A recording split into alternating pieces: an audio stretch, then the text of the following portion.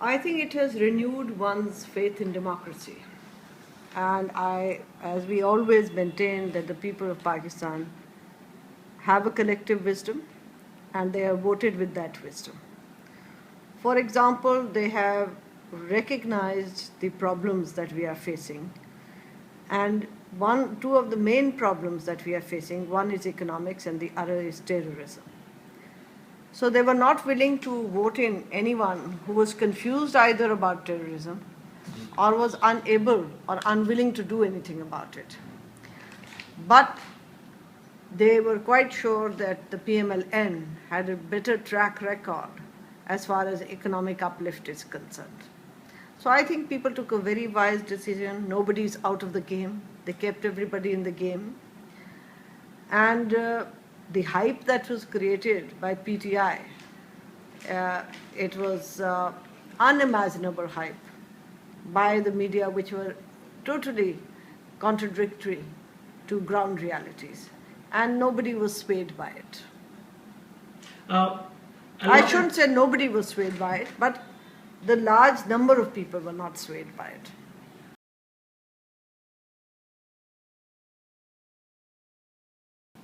I can never use the word finally, but I think what we are looking at now is the disparity between the authority of the civilians and the military.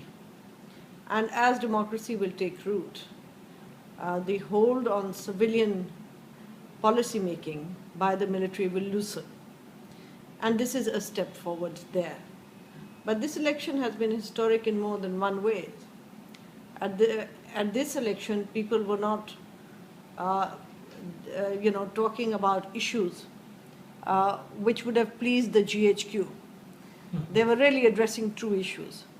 There was no jingoism, for example, with India, which we have seen in the past. Nobody had a slogan that Islam was in danger. The real issue like lack of electricity, lack of gas, unemployment, impunity, terrorism were very much there. And in not one, many of the jalsas that Mian Nawaz Sharif had, he talked about his party being able to detonate the bomb, and people did applaud. But when he talked about the motorway, people applauded even more. So it gives a message to the politician of where our priorities lie.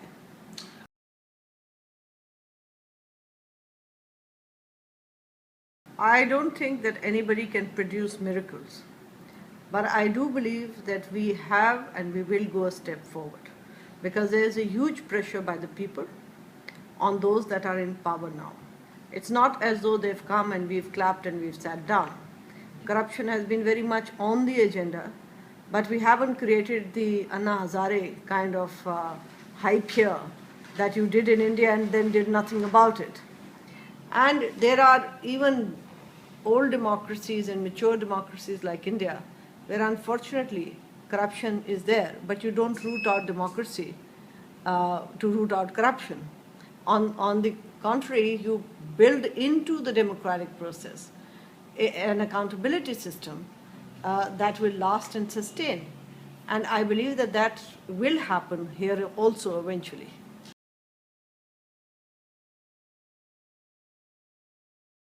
Well, I think that there are several reasons, and that is why they have gone on the back foot, and that therefore they are not contemplating, because there is a free media. Civil society has been empowered over the last many years, and political parties are back in Pakistan. They are not living in exiles anymore.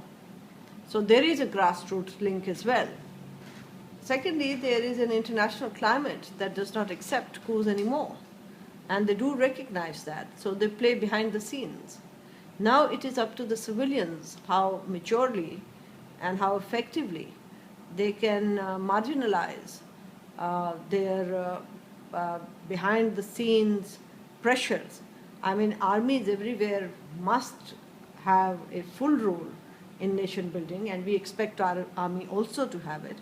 But we do not wish them to have a priority or a upper hand in policy making. especially in foreign affairs, in questions of security, because it has to be civilian driven, with, of course, consultation with the army. That happens everywhere in the world.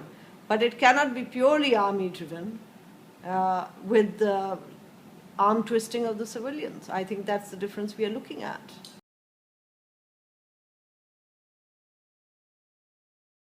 I don't see the analogy at all, and I don't see the comparison. Pakistan, fortunately, has never had a dictator for over 20 years. Our dictators have been maximum for 10 years. And we have made a noise the minute they come in.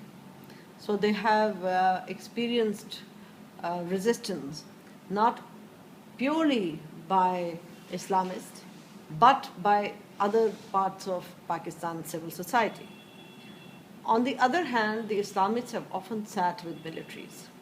So there is a difference there, a huge distinction. So they are not victimized.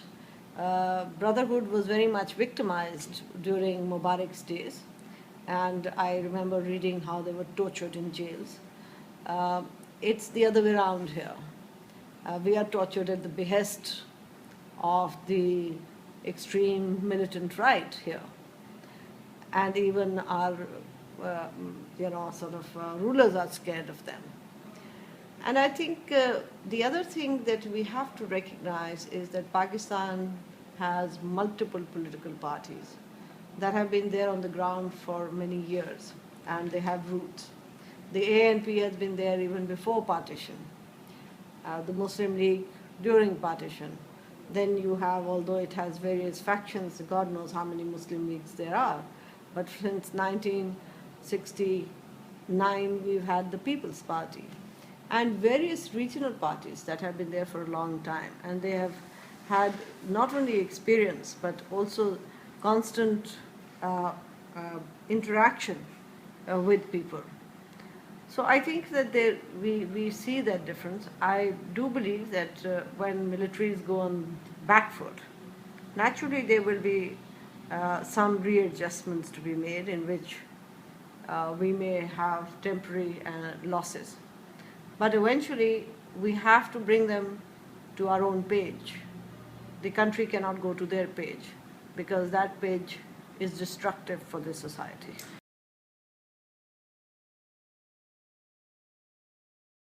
Well, I think that land reforms will come in various forms eventually.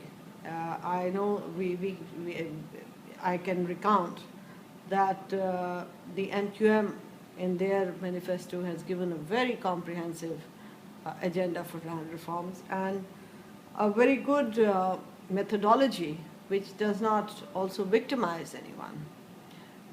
But until and unless politics does not marginalize feudal lords, it will be difficult to push it through the parliament. Very true. So whether it is democracy that marginalizes them and land reforms come then, or whether it will be the land reforms that will marginalize them and they will be out of politics. So we don't know which shape it will take, but certainly we've seen in Pakhtunkhwa there are land reforms. I mean, there's no feudalism in Pakhtunkhwa. And therefore, if there is no feudalism in Pakhtunkhwa, you do see that there is a more egalitarian society there. There is tribalism in Balochistan. And it's difficult to do away with these things at this point of time because Balochistan is a different kettle of fish altogether.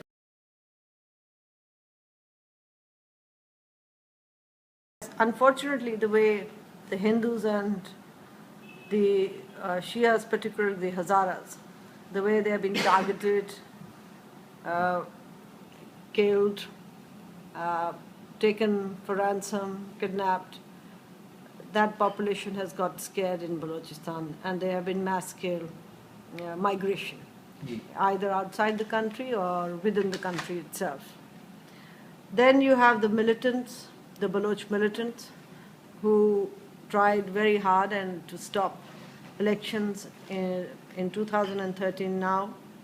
The reports from Balochistan are the worst than anywhere in the country, of fear and intimidation, of very low turnout, of killings that took place during the campaign, and particularly of the Baloch areas.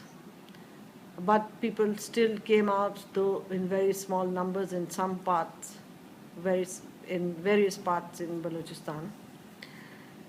And I believe that this election also will help, because some nationalists have been returned during the elections.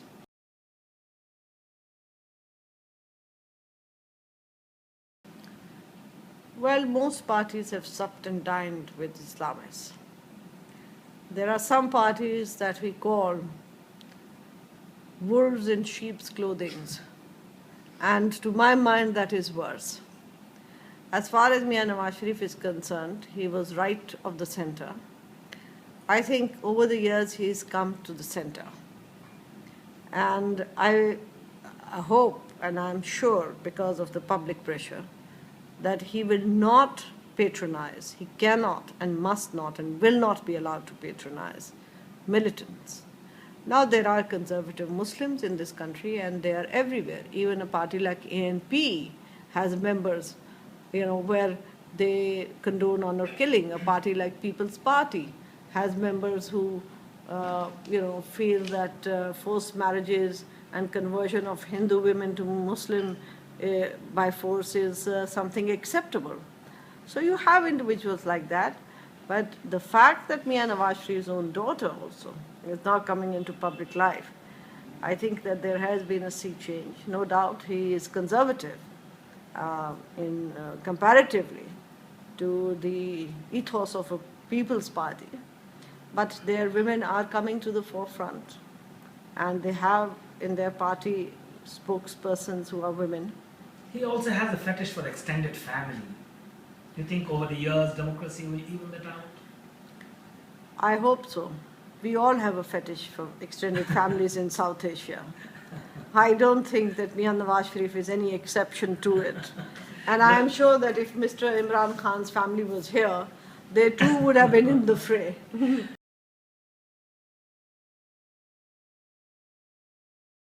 We started, preventive detention was the norm. Now it's an exception. Due process was an exception. Now, exceptionally, it is bypassed and people do speak up, people realize what it is. Unfortunately, some things remain the same, like torture, which is endemic.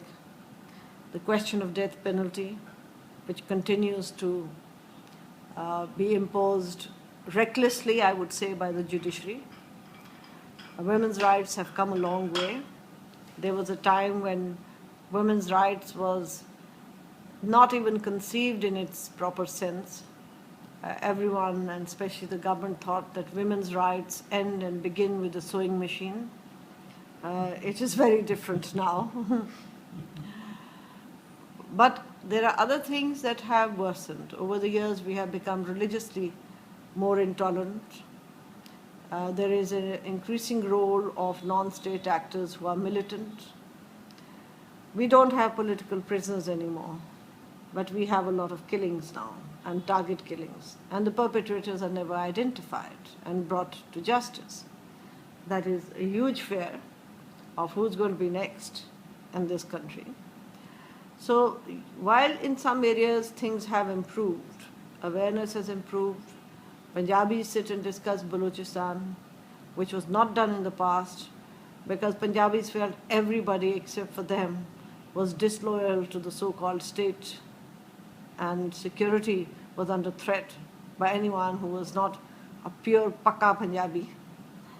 That perceptions have finished, and there is more interaction between people of the provinces. And it is natural that when you have a democratic process, there will be representation from all provinces. There will be more interaction, there will be more dialogue. And this goes down, this trickles down to society itself. So I'm happy that some things are changing, but I'm unhappy that despite the efforts of many people who have given their lifelong struggle, like Mr. Ayyar Rahman, we still haven't been able to sit back and say, what a wonderful job we did. No, we still think there's much, much more to do.